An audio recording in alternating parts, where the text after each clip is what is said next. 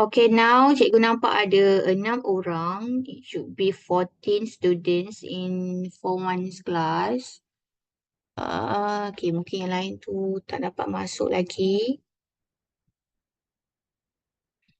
Okay, never mind. Let's start. Okay, so untuk hari ini kita akan discuss untuk tajuk 12, Unit 12, which is pengenalan data ataupun data handling.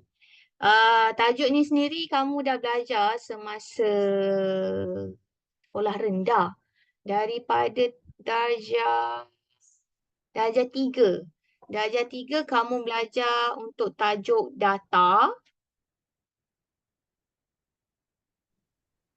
Darjah 4 pun belajar, 5 belajar, 6 belajar, Form 1 belajar, Form 2 pun belajar dan sampai SPM akan belajar benda yang sama iaitu sistem ataupun macam mana kita nak menguruskan data yang banyak tu supaya kita dapat faham dan dapat menganalisa data dengan lebih baik. So, masa sekolah rendah, kalau you boleh ingat lah, boleh recall balik dan sekolah rendah, kamu belajar jenis-jenis graf, jenis-jenis carta. For example, kamu kenal carta pie macam mana, carta palang macam mana, piktograf macam mana. Kamu belajar macam tu. Bila masuk tingkat darjah 6, kamu belajar, kamu kenal beberapa perkataan iaitu mode, median dan mean. Bila masuk Form 1, kita gunakan perkataan tu balik masih lagi tapi ada penambahan unsur-unsurnya. Kejap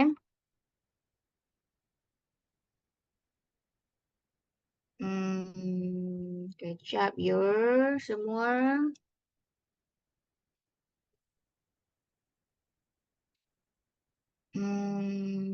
Kejap.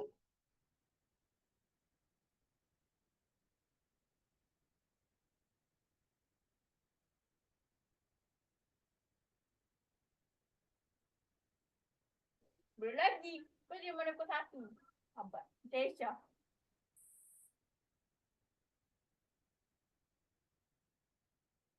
Ni kejap ya semua.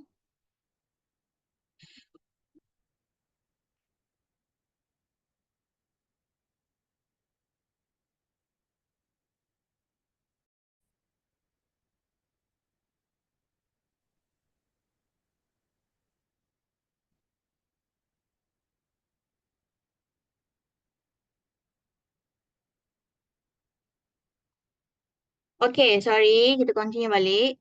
So, for Form 1, so I believe you guys dah ada basic understandings for pengendalian data. Sebenarnya ini adalah benda apa ni kita kata continuation lah, apa penambahan daripada apa yang kamu dah belajar masa darjah 6. Tapi ada perkara baru juga yang perlu kamu faham. Okay, without further ado, let's go through dia punya summary, konsep. Okay, dalam pengenalan data ni kita akan tengok kategori ataupun bahagian dari segi data, kategori dan numerik.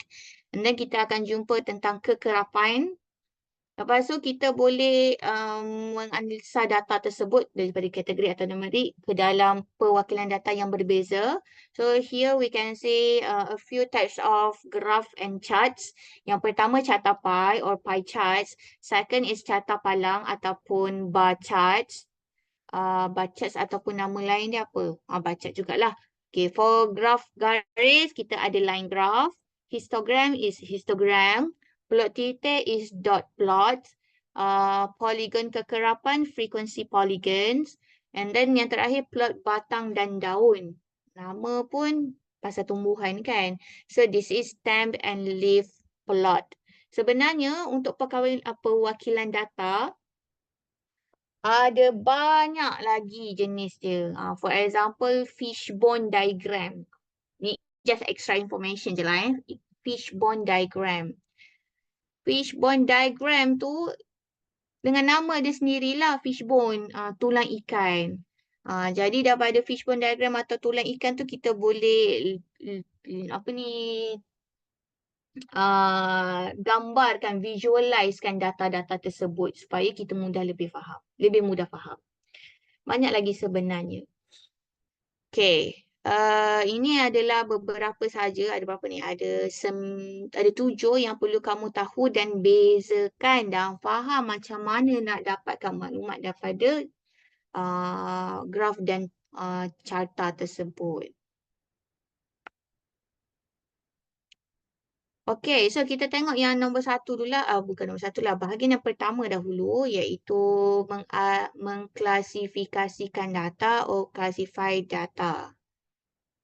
Okay, so as I said before, for data we can group into 2. Kita boleh kelaskan kepada dua lah, classify into 2. The first one is categorical, second is numerical. Yang pertama kategori, yang kedua numerik. Kategori adalah mengukur ciri-ciri yang mana data dia tak boleh diukur dengan nombor atau dengan angka atau dengan digit, tapi hanya boleh dihuraikan. Sebagai contoh jantina. Jantina ni kita tak boleh kira. Kita tak boleh kira. Kita hanya boleh nyatakan daripada segi perempuan dan lelaki. Kalau warna kereta kita tak boleh bagi dalam angka, kita hanya boleh kelaskan dari segi warna merah, biru, kuning, hijau dan sebagainya. Perisa gula-gula contoh rasa manis, rasa strawberry, rasa oren, rasa anggur dan sebagainya. Kumpulan darah kita ada A, B, AB, O, kadang-kadang A plus, B plus dan sebagainya. Itu categorical. Kalau numerik comes for number. Numerik tu atau numerical adalah daripada perkataan number. So, kita boleh ukur kuantitinya. Kita boleh ukur bilangan dia. Jadi, sebagai contoh, bilangan buku yang dibaca dalam masa seminggu. Tinggi pemain badminton. Masa bersenam. Jadi, kita ada unit untuk bilangan, kita ada unit untuk ketinggian, kita ada unit untuk masa. Semua unit ini kita boleh ukur, kira, sukat dan sebagainya lah dengan bantuan alat pengukur. Kalau contoh tinggi, kita perlukan alat pengukur untuk ketinggian lah. Kalau manually kita guna macam pita pengukur ke kan. Kalau dekat klinik kat hospital kita ukur dengan dia punya alat pengukur. Kalau masa kita ukur dengan jam randik ataupun stopwatch ataupun kita boleh agak daripada jam dinding dan sebagainya. Itu adalah numerik ini dibantu dengan alat pengukur. Tak semualah. Beberapa saja. Kalau bilangan buku yang dibaca dalam seminggu, kita tak perlukan alat pengukur sebab kita boleh kira dengan bilangan buku itu sendiri. Okay. And then for data numerik. Data numerik ni pula boleh dibagi pada dua, data distrik dan data selajar.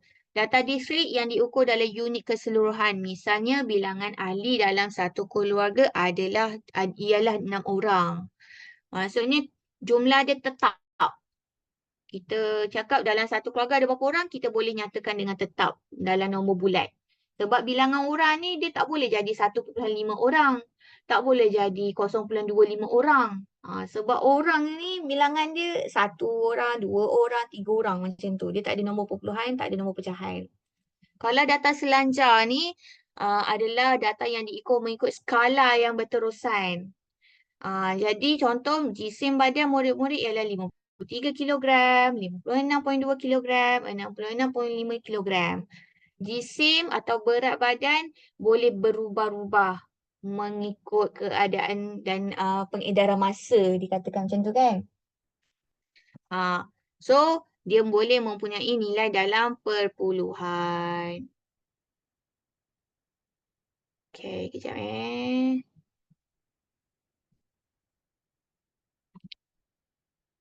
sekejap ke masa lagi. ID dia, alamak.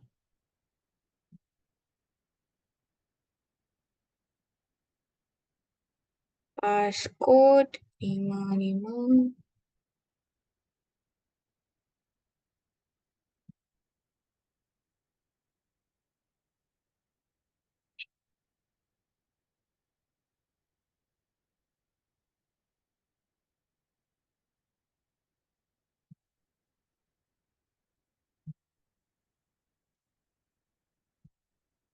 Okey.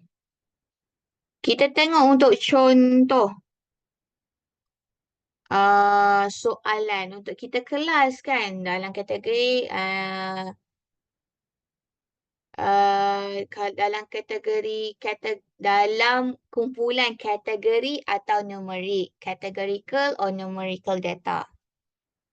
Okey. So ada berapa ni? 2, 4, 6, 8. 8 soalan. So saya nak kejap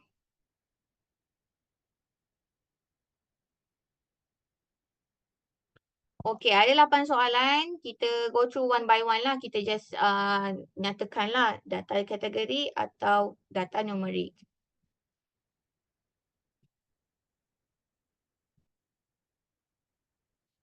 Okey, kalau A, bilangan stem yang dikumpul oleh setiap murid. Apa jawapan dia?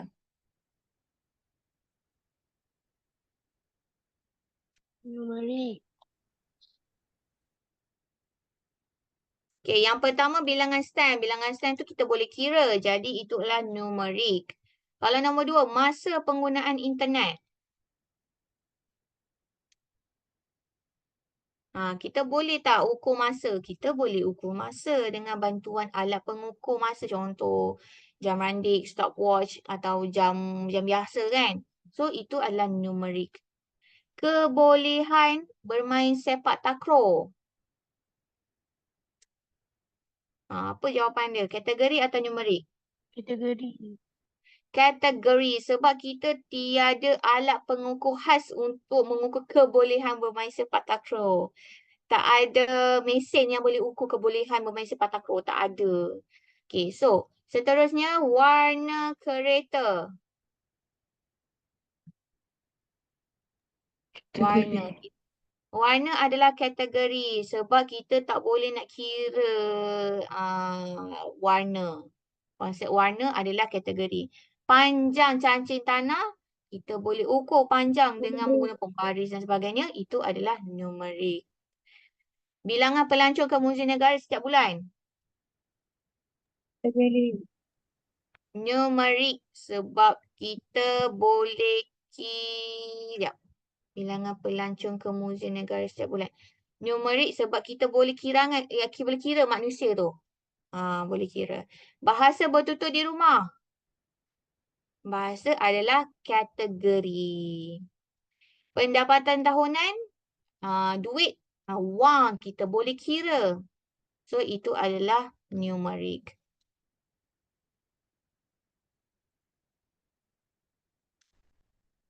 Okey, seterusnya kita ada membina jadual kekerapan. Sekejap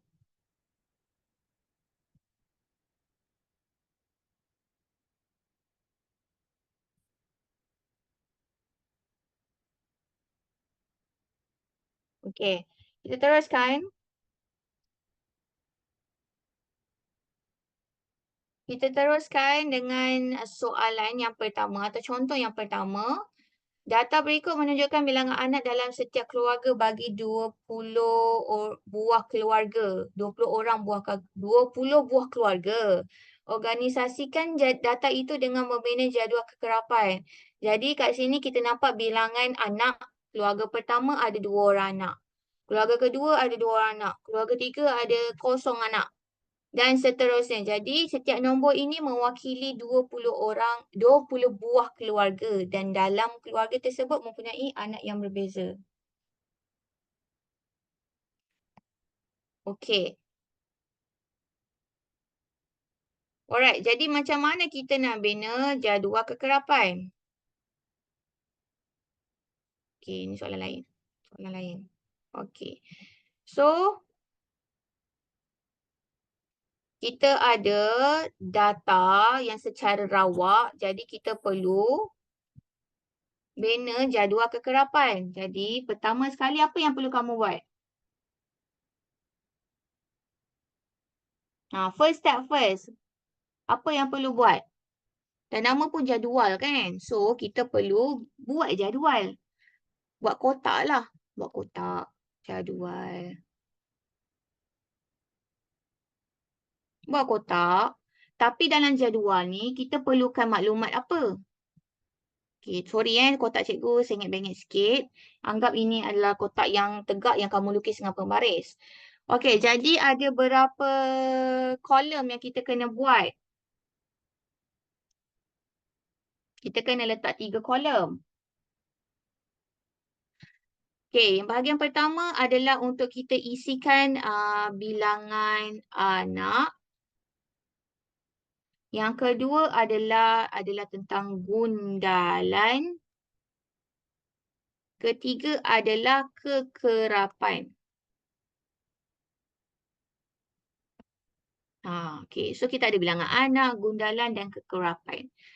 Jadi kita boleh isikan sahaja terus. Okey, bilangan anak ni dia ada bilangan yang apa kita panggil berulang. Kita mula dengan nilai paling rendah iaitu sifar. Kemudian kita ada 1, kita ada 2, 3 dan nilai paling besar adalah 4. Okey. So, kita boleh kelaskanlah untuk anak yang bilangan dia sifar. Ada berapa keluarga yang bilangan anak dia sifar? Kita nampak ada 1, 2, 3, 4. 4 keluarga yang mempunyai bilangan anak sifar. Jadi gundalan adalah kita lukis garisan sebanyak 4 kali. 1, 2, 3, 4. Dan kekerapan kita tulis dalam digit 4. Buat benda yang sama untuk bilangan anak yang seorang pula. Ada berapa keluarga? 1, 2, 3, 4, 5 keluarga mempunyai anak seorang. 1, 2, 3, 4, 5. Okey, kalau gundalan ni ada setengah orang atau ikut buku, dia ada style yang garis kelima tu ada yang buat melintang. Ada juga yang buat menyengit. Mana-mana sama, mana-mana betul. Tak salah kalau yang menyengit atau yang melintang tu. Benda yang sama sahaja. Okey, jadi 5 kita tulislah digit 5.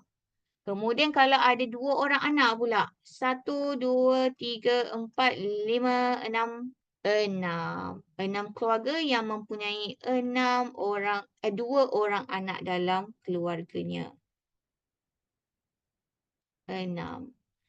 Lepas tu kita ada 3 orang anak dalam keluarga. Ada 1, 2, 3 keluarga. So 1, 2, 3. 3. Kalau keluarga yang ada 4 orang anak. 1, 2. 2 keluarga sahaja. 1, 2. 2. Jadi dah lengkap jadual kekerapan. Dah lengkap tapi kita kena buktikan betul ke bilangan kekerapan kita tu. Kita boleh buktikan dengan mengira jumlah akhir. Jumlah kamu perlu tambahkan sahaja ke semua kekerapan. 4 tambah 5 tambah 6 tambah 3 tambah 2. Bila kira, cikgu dapat 20 juga. So, 20 jumlah dia samalah dengan maklumat yang diberi dalam soalan. So, untuk memanage jadual kekerapan ada 3 benda. Yang pertama, kolom untuk bilang anak. Kedua, gundalan. Ketiga, kekerapan.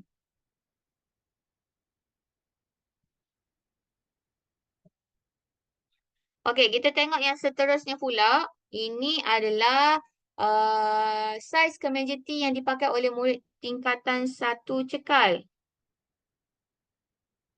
Organisasikan data itu dengan memanage jadual kekerapan. Ini tentang saiz pula. Dia bukan bilangan. Tapi kita masih boleh buat menggunakan cara yang sama dengan kita kategorikan mengikut saiz. 3 saiz yang berbeza. 4 saiz yang berbeza. Kita ada S, M, L, XL. Okey. Jadual yang sama. Buat 3 kolom juga.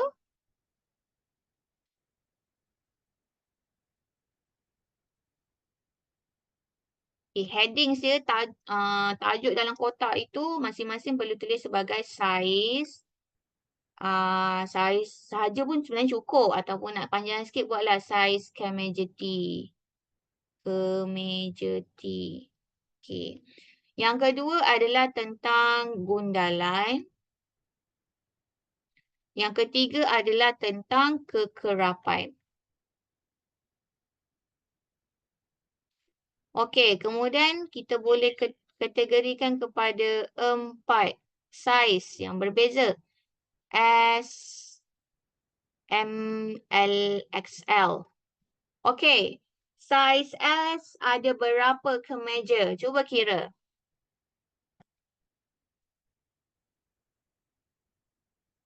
Bagi tahu cikgu, S ada berapa? Berapa? 1. 1. M?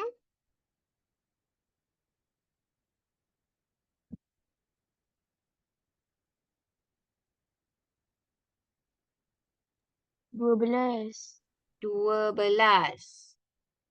M 12. Jadi gundalan dia 1, 2, 3, 4, 5, 6, 7, 8, 9, 10, 11, 12. L? 9. 9. 1, 2, 3, 4, 5, 6, 7, 8, 9. XL?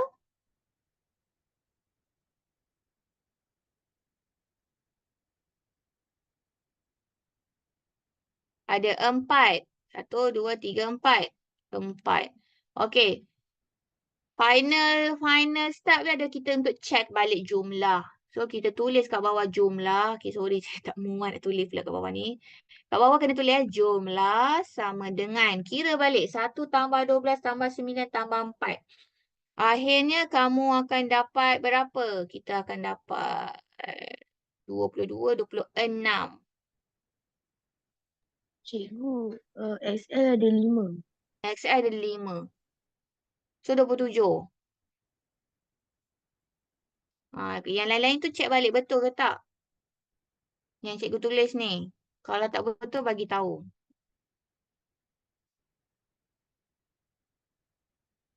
Okey. 3, 1, 2, 3, 4, 5, 6, 7, 8, 9. 9 darab 3, kita dapat 27. So, ada 27 kemejeti yang berbeza saiz. So, betul lah. Jadual kekerapan ini. Okey, mudah saja. Bahagian jadual kekerapan memang mudah. Cuma kamu perlu tahulah setiap kolom tu nak kena tulis apa. Okey. Ni pula kalau kita nak membina perwakilan data. Tadi jadual kekerapan, jadual biasa, iaitu perwakilan data yang ada banyak jenis carta dan juga graf. Yang pertama kita tengok untuk carta palang. Carta palang bar chart. Okey, jadual kekerapan berikut menunjukkan aktiviti masa lapang bagi murid tingkatan 1 bakti. Bina satu carta palang untuk mewakili data tersebut dan berikan justifikasi kepada kesesuaian perwakilan data ini. Okey, maklumat dah diberi dalam bentuk jadual dan juga graf atau carta palang. Okey, carta palang ni kalau kamu boleh tengok kan, apa beza yang kiri dengan yang kanan? Yang kiri dengan yang belah kanan, apa beza dia? Bezanya yang belah kiri kita kena sengitkan kepala sikit. Bukan sebab macam tu. Apa perbezaan yang boleh kamu nampak secara terus daripada pemerhatian?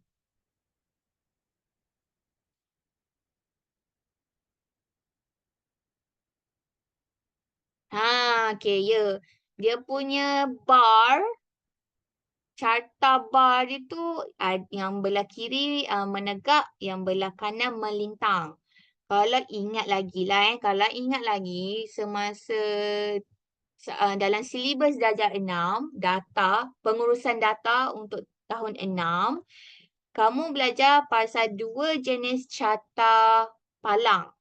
Ada nama khas dia. Dia bukan carta palang menegak, carta palang melintang. Bukan nama dia menegak dan melintang. Namanya adalah mengufuk dan mencancang. Mengufuk dan mencancang. Dia menggunakan dua perkataan tu. Okey. Jadi, mengufuk yang mana satu? Yang belah kiri ke yang belah kanan?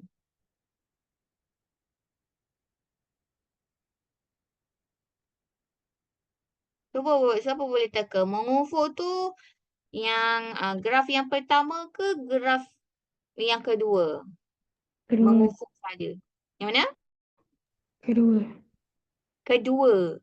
Mengufuk tu yang kedua. Sebab yang melintang. Sebab yang kedua ni, dia melintang. Dia pergerakan dia dari kiri ke kanan. Kiri ke kanan. Nampak kan macam ni, macam ni, macam ni, macam ni, macam ni. Jadi bila apa-apa kedudukan atau pergerakan objek dari kiri ke kanan, itu bermaksud dia melalui paksi X yang mana dia dinamakan sebagai keadaan mengufuk. Kalau yang menegak ke bawah, dari bawah ke atas, itu adalah kedudukan mencancang. Jadi, nama untuk graf pertama adalah carta palang mencancang. Yang kedua adalah carta palang mengufuk. Mencancang, mengufuk. Itu je beza dia.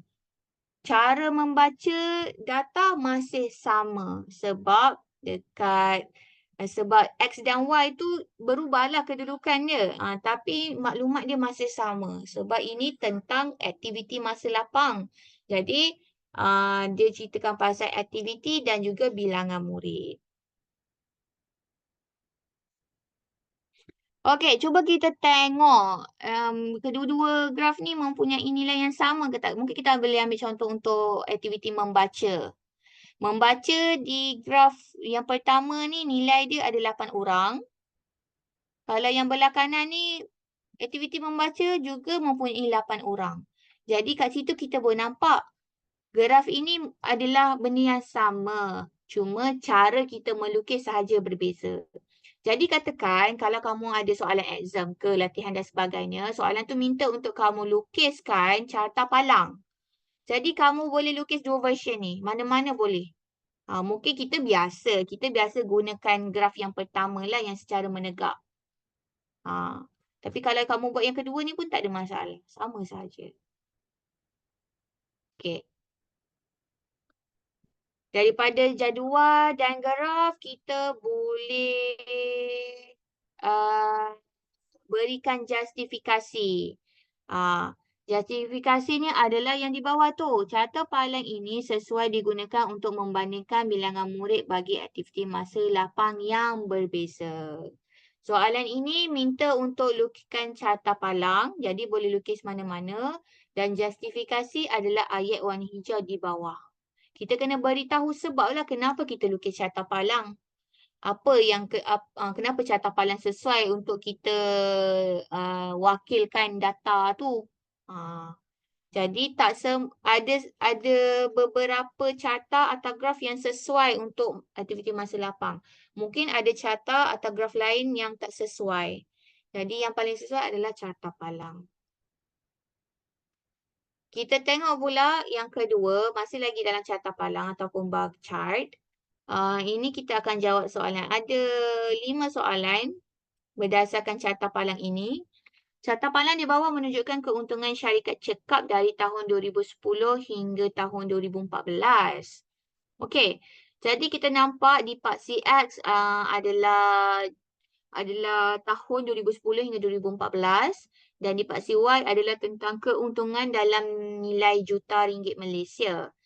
Okey, jadi carta bar yang di atas ini bernilai positif iaitu ringgit Malaysia positif. Yang berada di bawah daripada nilai 10 kosong ini adalah nilai negatif iaitu negatif ringgit Malaysia. Okey, soalan A. Pada tahun apakah syarikat cekap memperoleh keuntungan maksimum dan berapakah keuntungan itu? Kena bagi tahun-tahun dan juga nilai ringgit Malaysia. Apa jawapan dia? Daripada graf tu sendiri boleh dapatkan jawapan.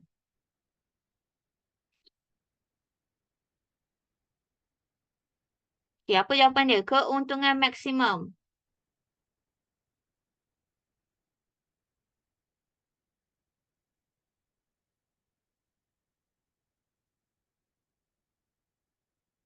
Daripada graf, keuntungan maksimum dia apa? Yang mana? Tahun berapa? 2010.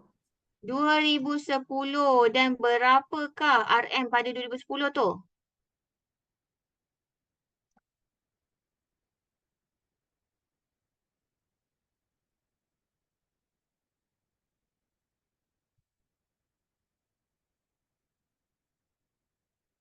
Berapa? 13 juta. 13 juta. Juta jangan tinggal. Juta kena tulis. Okey. B pula tahun yang mengalami kerugian. Dan berapakah nilai kerugian tu? 2014. 2014, 8 juta. 8 juta. Tapi, baca balik soalan, dia kata, pada tahun apakah syarikat cakap mula? Dia bukan cakap pasal paling atau maksimum kerugian, dia kata mula. Jadi, jawapan bukan 2014 dan bukan 8 juta. Dia adalah pada tahun 2012. ya 2012. Tahun pertama yang mula mengalami nombor negatif. 2012 dan nilai dia adalah 2 juta. 2 juta. Okey. Berapakah keuntungan atau kerugian bagi tahun 2014? Jadi 2014 tadi jawapan dia adalah rugi 8 juta. 8 juta. Okey. Seterusnya, diberi bahawa syarikat cekal memperoleh pertambahan keuntungan sebanyak 11 juta pada tahun 2015 berbanding dengan tahun 2014. Berdasarkan maklumat ini, lengkapkan palang bagi tahun 2015 pada rajah yang sama. Okey, jadi dekat graf palang tu kamu kena tambah 1 bar untuk 2015. Tu dekat sinilah 2015. Okey. Kita punya bar tu rectangle shape tu nak ke atas ke nak ke bawah? Kuartal. Ke atas. Ke atas sampai skala berapa? 11. 11. Jadi ambil pembaris dan pensel, kita buatlah sampai sini. Dan lorikkan. Okey. Okay.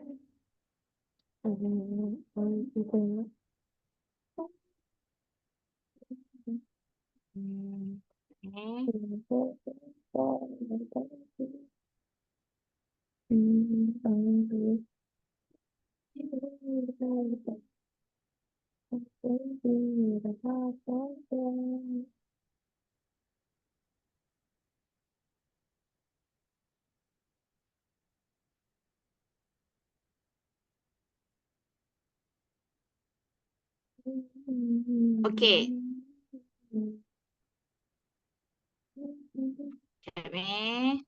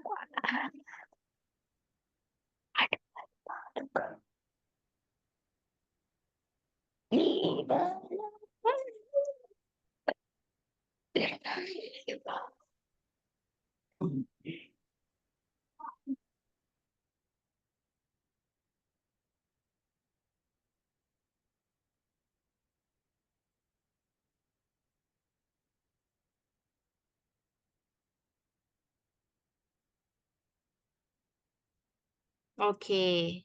Sorry ya semua. Kita teruskan. Hmm.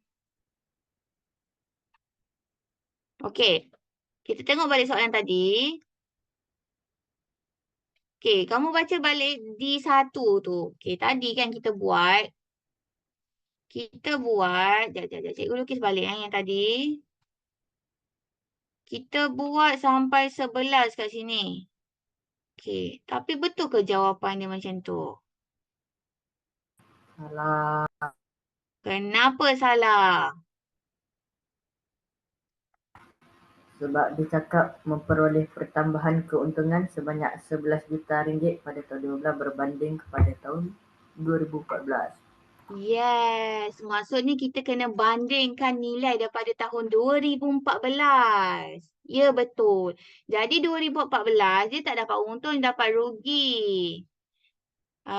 So macam mana? Apa yang jawapan dia bukanlah untung sebanyak 11 juta, tapi untung dia berapa?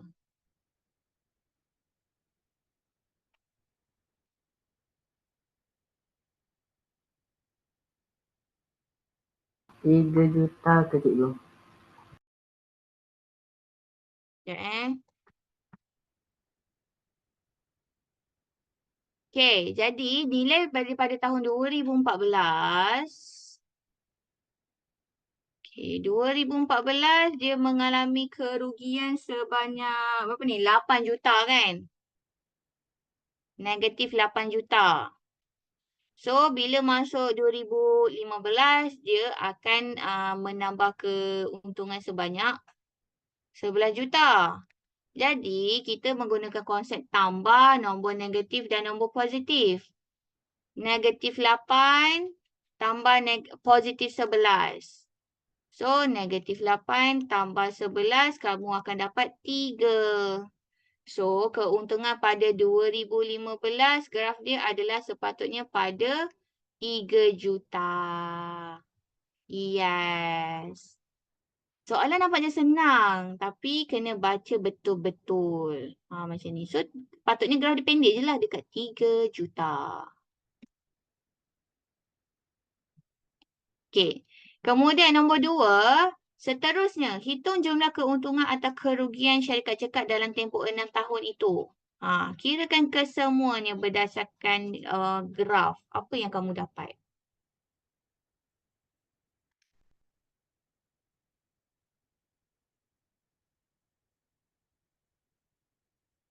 2010 kita ada 11 juta. 2011 kita ada 10 juta.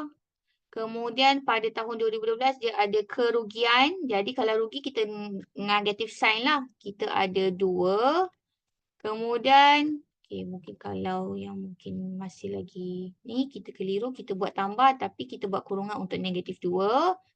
Tambah untuk kerugian lagi sekali pada tahun 2013 adalah negatif 5. Tambah lagi kerugian pada tahun 2014 iaitu negatif 8. Dan tahun 2015 kita dapat sebanyak 3 juta. Akhir sekali dapat nilai apa? Berapa juta?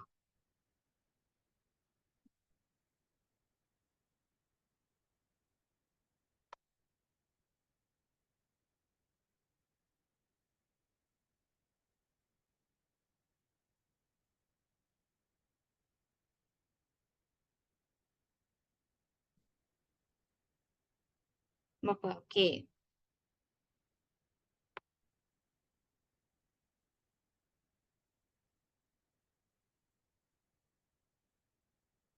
Tiga juta? Dapat berapa?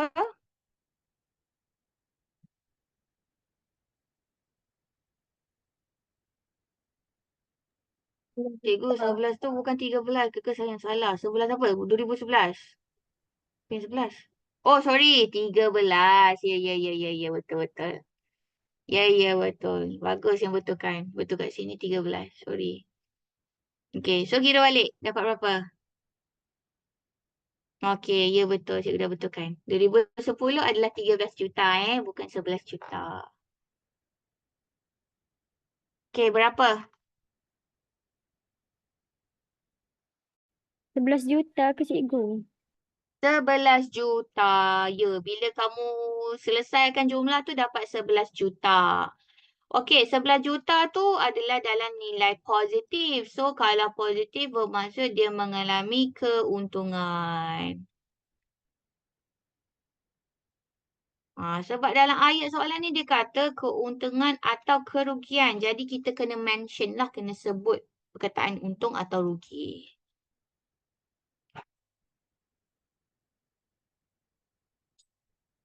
Okey, kita tengok yang seterusnya pula. Okey, kita tengok ni. Ini untuk catapai pula. Okey, cikgu bagi masa 1 minit untuk kamu fahamkan soalan dan cuba isikan ruang kosong pecahan bulatan dan sudut sektor itu. Cuba fikirkan. Cikgu bagi masa 1 minit, nanti cikgu akan tanya jawapan.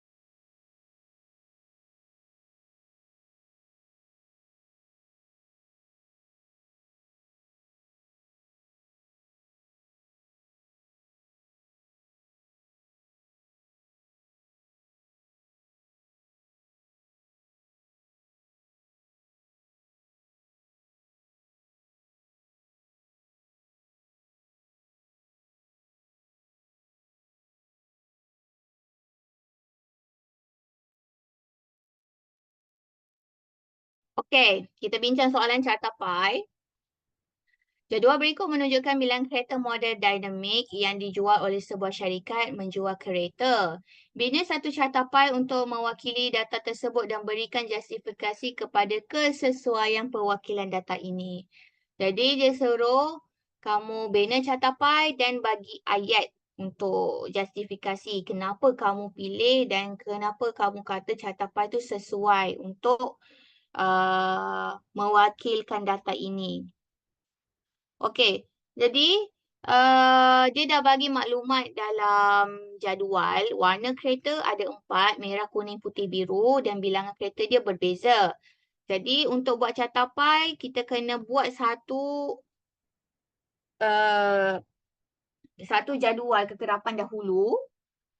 Jadi disebabkan catapai itu sendiri berbentuk bulat, jadi kita kena ada pecahan yang sesuai mengikut bilangan kereta.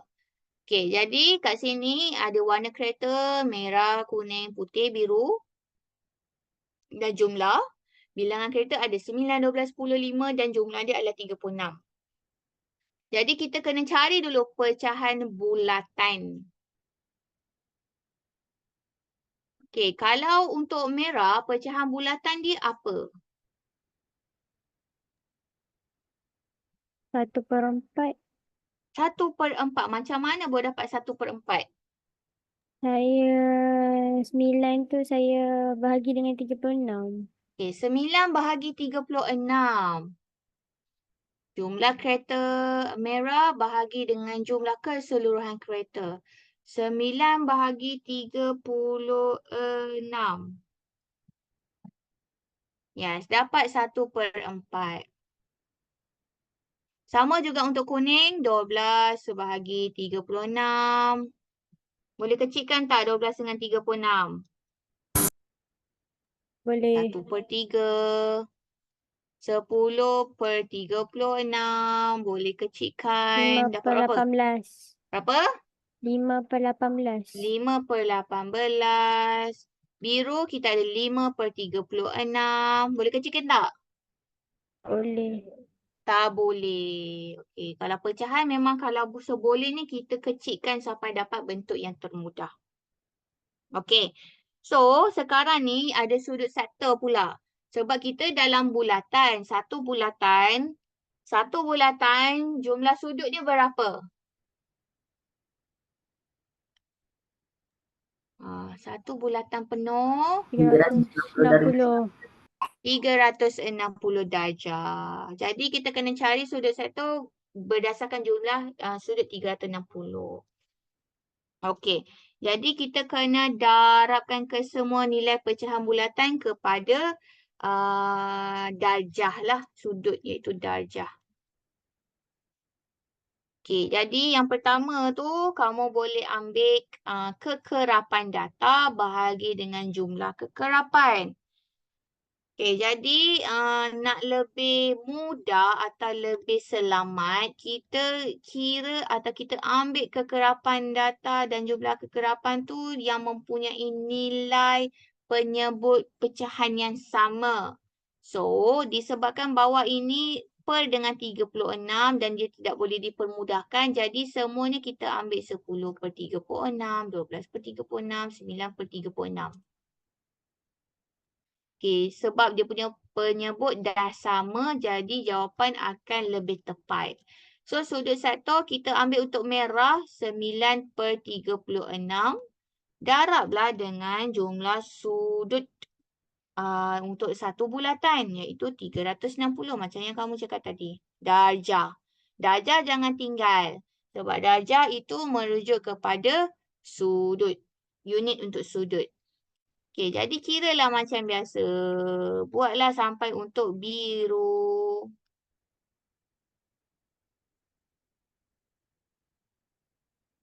(5/36 darab 360). Okey, jadi untuk merah berapa sudutnya? 90. 90. Kuning? 120. 20. Putih? 100. Biru? 50. Okey, bila kita nak buktikan, kita carilah jumlah. Jumlah sudut 90 darjah tambah 120 darjah tambah 1 darjah tambah 50 darjah. Mesti kena dapat 360. So, jumlah darjah adalah 360. Pecahan bulatan kalau kamu tambahkan ke semua pecahan tu, kamu akan dapat 1. Okay. So, bila dah ada maklumat yang lengkap, barulah kita boleh lukis bulatan. Dan kita bahagikan 4 bahagian itu mengikut sudut yang ada. So, kita ada 90. Okey, bukan agak-agak lah kalau cikgu terpaksalah dengan mengagak-agak sahaja. 90 darjah adalah sudut yang tegak. Sudut tegak 90 darjah, jadi itu diwakilkan dengan merah. Kemudian kita ada 120. Okey, kalau nak lukis sudut ini, kamu perlukan protractor untuk yang lebih tepat lah. Jadi kalau kamu lukis, kamu kena guna protractor. Kalau cikgu kat sini tak boleh tunjuk dengan protractor. Jadi cikgu agak-agak sajalah dengan mata kasar. Jadi 120. Okay, mungkin 120 kat sini. Untuk kuning. Label lah sikit dia punya darjah tu. Kalau 90 darjah tak payah label sebab dia dah nampak beza dari segi kotak ni. Okey. Lepas tu kita ada 100. 100 mungkinlah macam ni. Besar pula. Macam ni lah. Agak-agak lah agak-agak. 100 darjah untuk putih. Dan last sekali 50 darjah untuk kereta biru. Kalau nak cantik, bolehlah lorekkan mengikut warna yang berbeza. Merah, kuning, biru, putih tak payah lorek lah sebab memang putih kan kertas tu. Okay, so kalau catapai pun dia kena ada tajuk. Tajuk kat atas ni. Tajuk tentang catapai.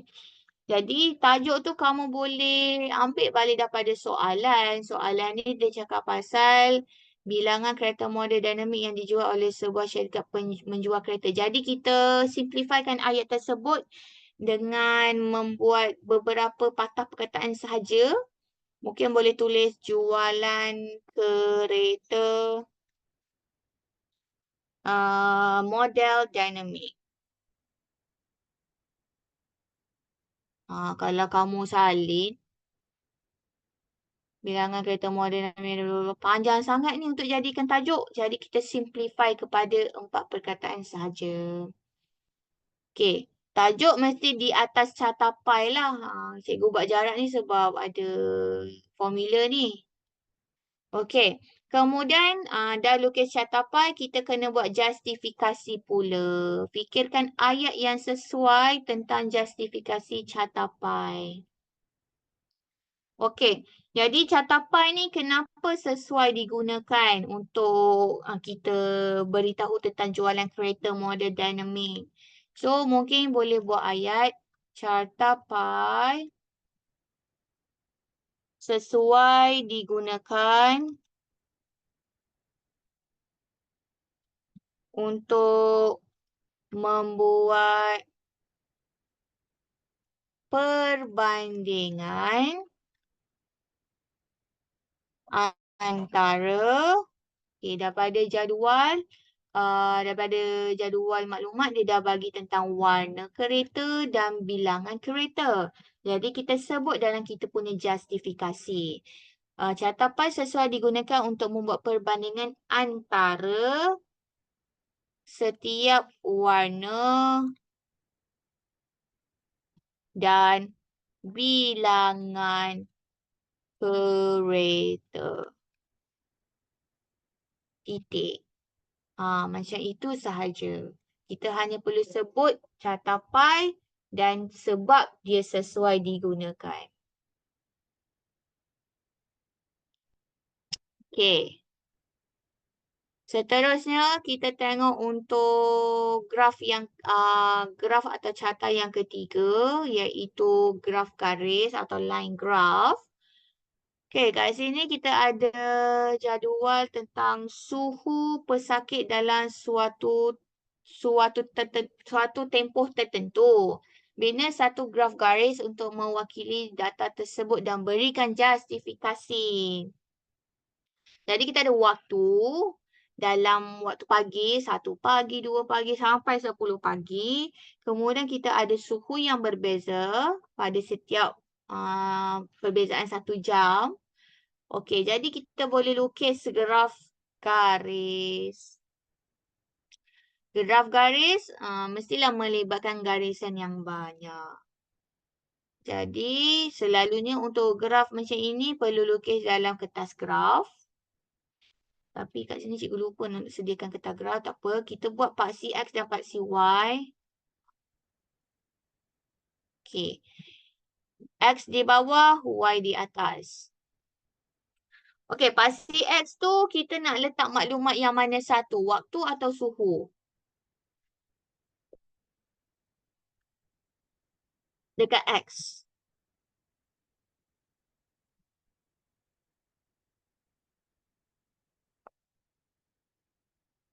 Dekat X, kita kena letak maklumat tentang waktu ataupun time. So, kita boleh ganti X dengan waktu. AM. Y pula di paksi Y adalah tentang suhu. Yang mana dia gunakan unit darjah Celsius. Selalunya macam mana kita nak tentukan adalah mengikut kedudukan dalam jadual tu. Jadual soalan dia letak dulu waktu di atas, bawah tu suhu. Jadi yang selalu bahagian atas tu adalah pada paksi X. Yang bawah untuk paksi Y. Selalu dia macam tu. So, kita boleh tulis skala waktu. Kita mula dengan titik asalan lah ataupun origin. Kita ada 1, 2, 3, 4, 5, 6, 7, 8, 9, 10. Make sure jarak setiap paksi, jarak setiap skala tu mempunyai jarak yang sama lah. Sebab cikgu kat sini kan freehand kan. Tak ada garis-garisan yang tetap. Okey. Kemudian suhu pun sama. Suhu tu kita ambil suhu yang paling rendah. Jadi perhatikan untuk semua suhu yang diberi ni, suhu mana yang paling rendah?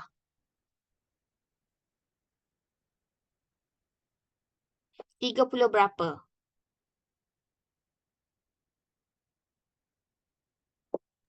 37.6. 7.5. 3.7.5. 37.5. Lagi tak? Tak ada. Lepas tu baru 37.6. Lepas tu 37.9. 37.8 ada. Kat sini.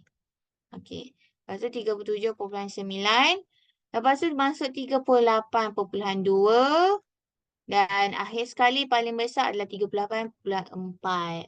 So ada 6 suhu yang berbeza dan ada beberapa yang berulang lah. Okey. Jadi suhu tu kita boleh labelkan pada paksi Y. Tapi disebabkan kita terus daripada sifar terus naik 37.5. Jadi lebih cantik, lebih kemas dan sepatutnya kalau untuk Y ini kita akan buat sedikit macam kita panggil apa bukan garisan zigzag, garisan macam memberitahu bahawa kita daripada nilai sifar tu kita terus naik kepada sesuatu nilai yang lebih besar. Jadi kalau kamu boleh buat bentuk macam ini memberitahu kepada orang yang baca graf tu bahawa ada beberapa suhu yang kita tinggalkan. Kita ignorekan sebab kita terus masuk kepada 37.5. Okey, jadi kita boleh labelkanlah 37.5, 37.6, 37.8, 37.9, 38.2 dan akhir sekali 38.4. Okey, dan seterusnya labelkan sahaja. Kita label dengan letak tanda dululah, titik dahulu ke, X ke dan sebagainya. Okey, jadi sepatutnya bentuk dia akan jadi, kita labelkan dulu macam ini, 38.2. 38.2 turun balik. 9 turun. 7. 8. 7.6 sama. 10 bawah. Okey, jadi macam graf ni kita nampak dia macam naik. Naik. Cantumkan saja semua titik tersebut. Bentuknya seakan-akan beginilah. Mungkin tidak tepat sebab cikgu tak ada, tidak lukis di atas kertas graf. So, lebih tepat kalau kita lukis di atas kertas graf, kita nampak bentuk yang sebenarnya lah. Tapi lebih kurang lah. Dia macam gunung kan. Dia naik, turun, constant ataupun kekal, kemudian dia turun balik. Okey, itu adalah graf garis. Jadi kita berikan justifikasi sebab soalan minta justifikasi. Okey, jadi kita sebutlah tentang graf garis, kenapa sesuai digunakan dalam data ini. So, graf garis sesuai digunakan. Sebutlah sesuai. Digunakan dalam pembandingan. Pembandingan apa? Kita ada pembandingan suhu, waktu dan suhu. Jadi kita kata perbandingan perubahan waktu dan suhu. Waktu dan suhu. Suhu apa? Suhu mungkin ini tentang pesakit, jadi tulislah suhu pesakit. Titik. Jadi ayat justifikasi tu terpulanglah. Kamu nak tulis macam mana, tapi ada beberapa poin penting yang kena sebut.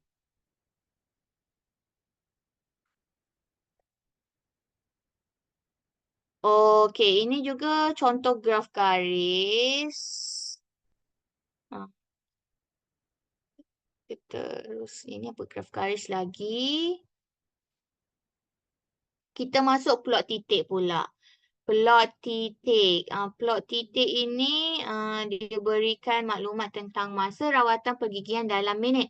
Jadi 23 ini adalah 23 minit, 24 minit, 24 minit, 22 minit dan sebagainya untuk 14 orang pesakit. Okey, jadi kita kena wakilkan data ini dengan plot titik dan berikan justifikasi kepada kesesuaian. Jadi plot titik ini adalah kamu perlu lukis garis nombor sahaja. Lukis garis nombor yang panjang secara melintang. Macam ini. Kemudian anak panah ke kanan dan ke kiri. Ke kiri ke kanan.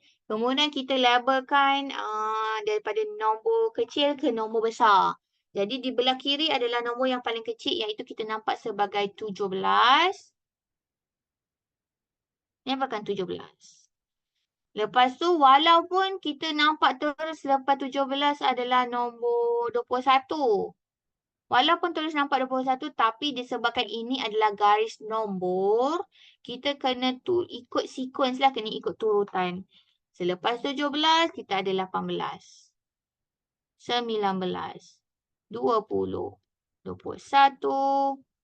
Dan seterusnya sampai kita jumpa pada nilai terbesar daripada maklumat ni.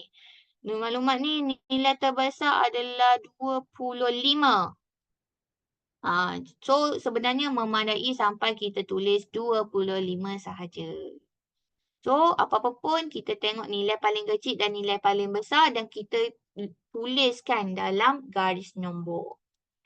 Okey, jadi kita hanya perlu lukis titik lah. Dan nama pun plot titik atau dot plot. So, kita lukis titik ataupun dot. So, untuk 17 ada seorang sahaja. Jadi, itu diwakilkan dengan satu titik.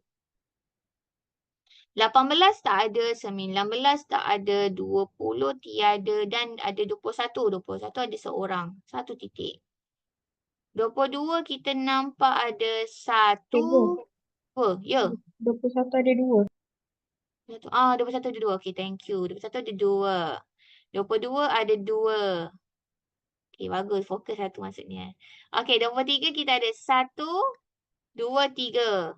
3. 24 ada 1, 2, 3, 4. 4 ke atas.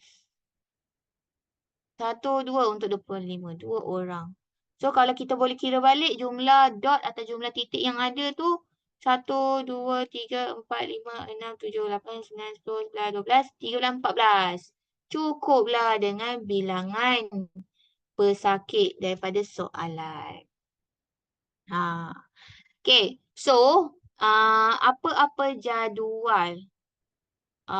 Lupa tadi. Patutnya soalan sebelum tadi kita kena letak tajuk. Apa-apa jadual ataupun graf ataupun pie ataupun charts, kita kena ada tajuk. Ada tajuk. So ini pun kena ada tajuk. Tajuk tak perlu panjang-panjang, pendek sahajalah sebab itu sebagai macam maklumat untuk kita tahu graf tu pasal apa. So, ini adalah tentang masa dalam minit. Masa apa? Masa rawatan pergigian. So, kita ambil je 3 perkataan ni kita salin. Masa rawatan pergigian. Tajuk mestilah di atas sekali. Jangan tiba-tiba buat kat tepi, jangan tiba-tiba buat kat bawah. Tak nak, kena kat atas. Kemudian dekat garis nombor ni pun kita kena bagi tahulah nombor-nombor semua tu adalah untuk apa. Mungkinkah itu adalah bilangan buku cerita ataupun berat badan seseorang? Kena bagi tahu 17 tu apa benda. Jadi 17 sehingga 25 adalah dalam unit minit. Yang mana minit adalah tentang masa. So, wajib ada unit untuk setiap skala yang kita tulis. Okey, lepas tu justifikasi. Jadi, kita sebutlah pasal plot titik. Apa titik plot? Plot titik. Plot titik. Ini sesuai digunakan untuk membuat perbandingan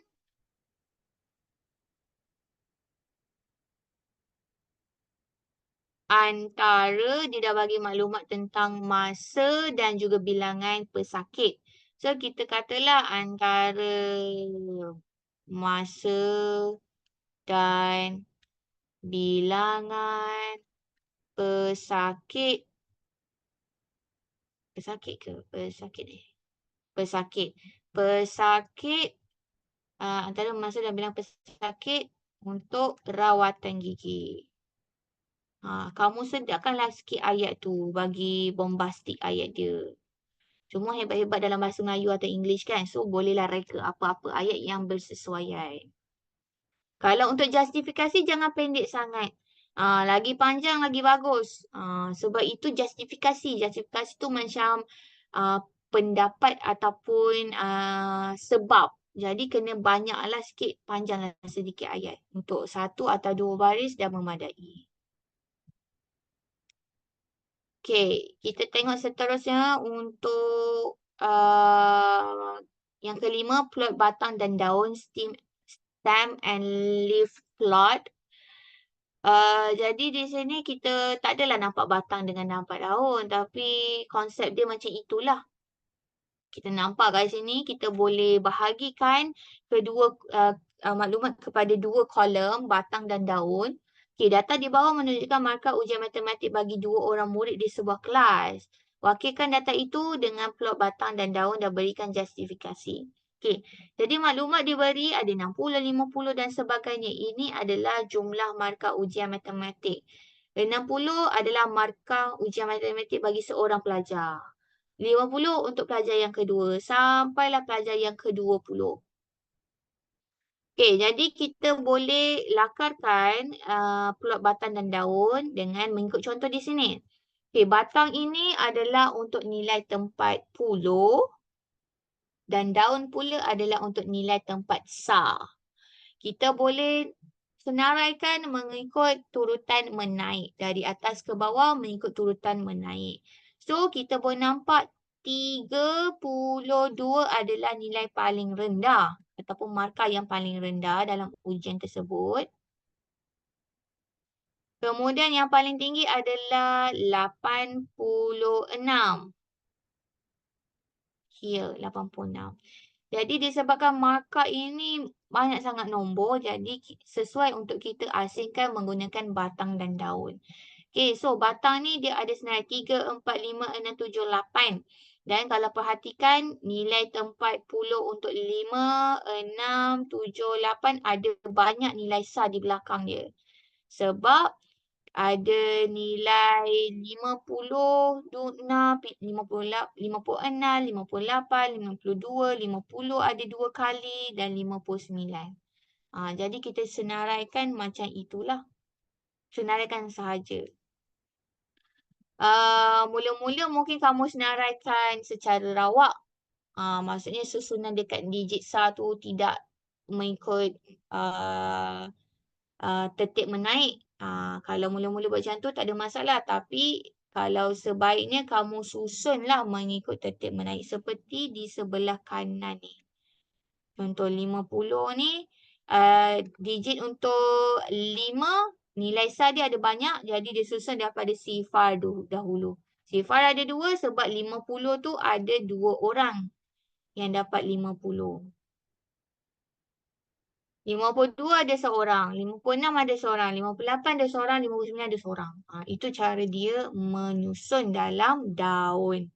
Dan seterusnya sampailah nilai yang tertinggi iaitu 86. Jadi itu sahajalah penyusunan dia batang dan daun. Ini lebih mudah sebab kita tak perlukan pengiraan tambah tolak semua tak ada pun. Hanya susun saja. Okey.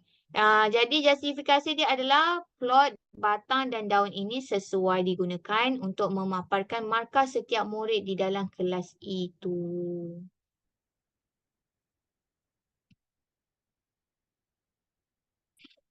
Okey.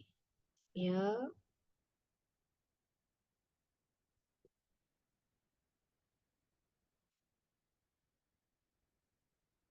Okey, ini pula untuk histogram. Okey, kita tengok untuk histogram. Histogram adalah satu perwakilan data yang memaparkan data terkumpul. Data terkumpul ialah data yang dikumpulkan dalam satu selang tertentu. Okey, data terkumpul tu maksudnya dalam satu bar tu dia ada satu kumpulan nilai yang bervariasi. Sebagai contoh, ini tentang tinggi murid perempuan. Ada 50 orang murid perempuan. Jadi kamu nampak satu palang atau bar ini diwakilkan untuk ketinggian daripada 140 sehingga 144. Kalau boleh nampak lah, kena singkatkan kepala sikit kan. 140 hingga 144. Jadi siapa-siapa je lah kalau tinggi 140, 141, 142, 143, 144. Semua kelima-lima ketinggian itu kena dikira dalam satu kumpulan ini. Jadi kita nampak pelajar yang ada dalam kategori 140 hingga 144 cm itu ada dalam 5 orang.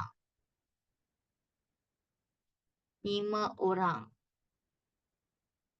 Kemudian ketinggian yang seterusnya, selepas 144 kita ada 145 sampai 149 cm. Jadi ada 5 ketinggian lagi lah, 145, 146, 147, 148, 149. Siapa-siapa murid perempuan yang dalam kategori 5 jenis ketinggian tu, kita kira dan masukkan dalam palang yang kedua. Palang kedua tu kita nampak nilai dia dalam berapa Cikgu nampak macam 12. Sekejap.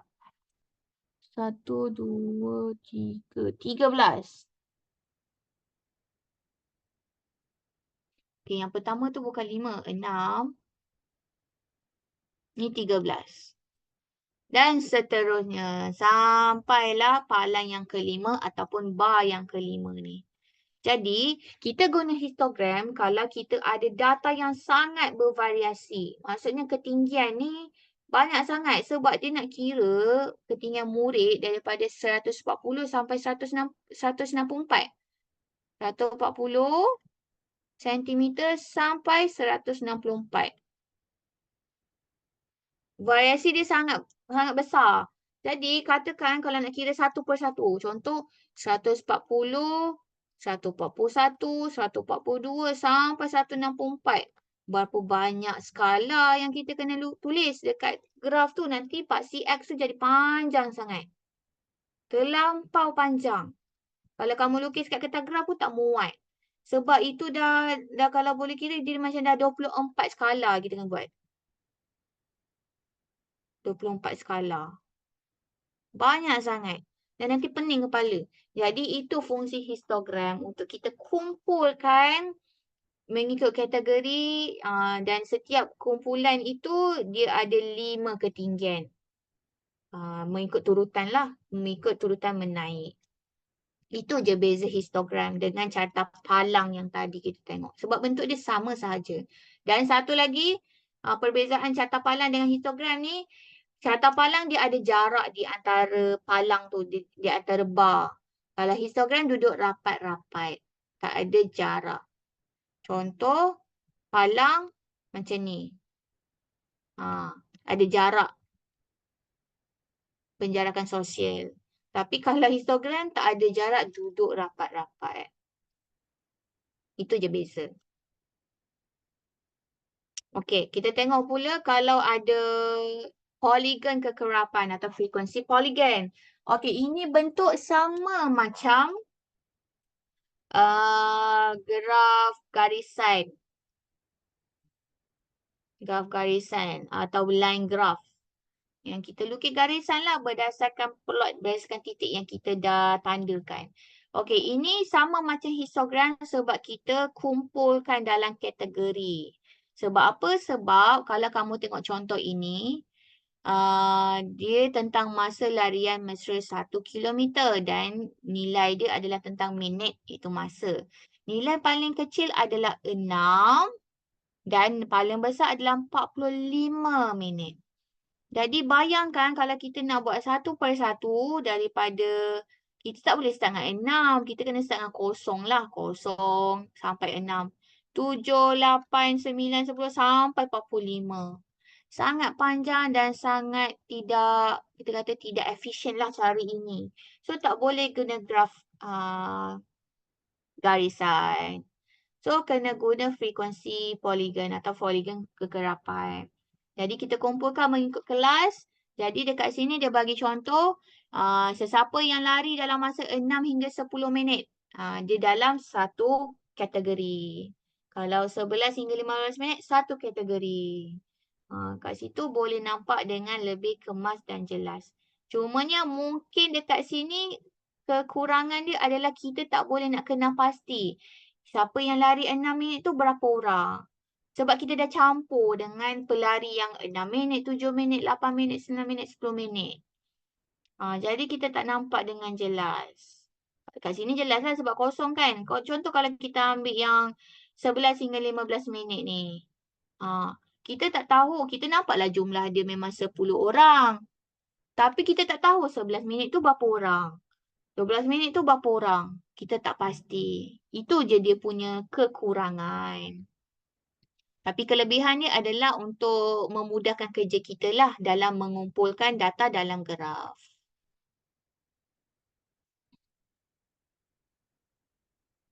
Okey, dalam melukis graf juga kena ada etika. Kepentingan mewakilkan data secara beretika. Maksudnya macam mana nak lukis graf dengan bagus dan lebih tepat dan baiklah. Yang pertama, skala yang digunakan dalam perwakilan mesti seragam dan bermula dengan kosong. Jadi kita mula dengan titik asalan ataupun origin, kosong. Jadi kena mula dengan yang seragam. Katakan kalau tak nak mula dengan 1, mungkin sebab nilai maksimum sangat besar. Jadi kita guna pola yang bersesuaian. Pola nombor yang bersesuaian. Sebagai contoh kat sini, jaringan gol bola sepak.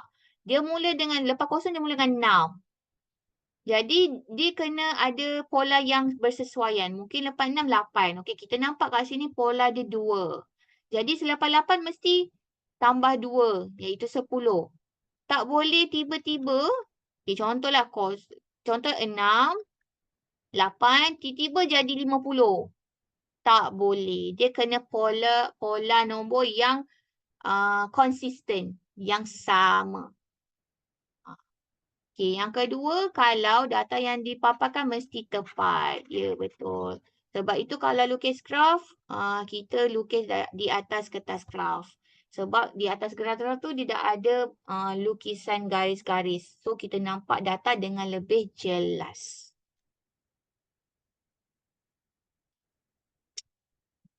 Okey. Lepas tu, apa ni? Ini contoh soalan. Okey.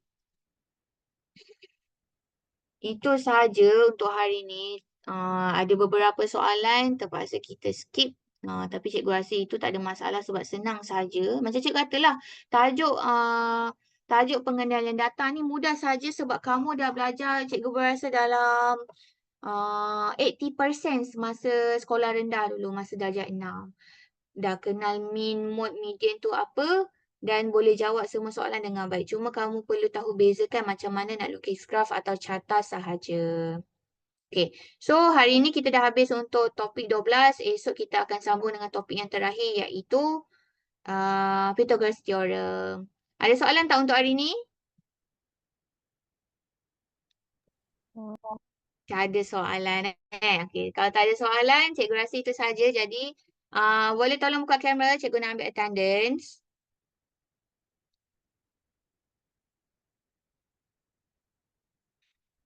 Okay, cikgu bagi masa 10 saat. 1, 2, 3, 4, 5, 6, 7, 8, 9, 10. Okay, buka kamera, kita nak ambil attendance. 2, 4, 6, 8, 10, 12. Okay, 12 orang dalam ni. Okay. Okay, dalam kiraan 3, 2, 1, cikgu akan screenshot. 3, 2, 1. Okay, terima kasih semua. Kita jumpa esok pukul 10 suku. Assalamualaikum. Suku eh? Terima kasih cikgu. Pukul 5, sorry ya. Terima kasih cikgu. Sama-sama. Bye cikgu. Bye. Sama-sama.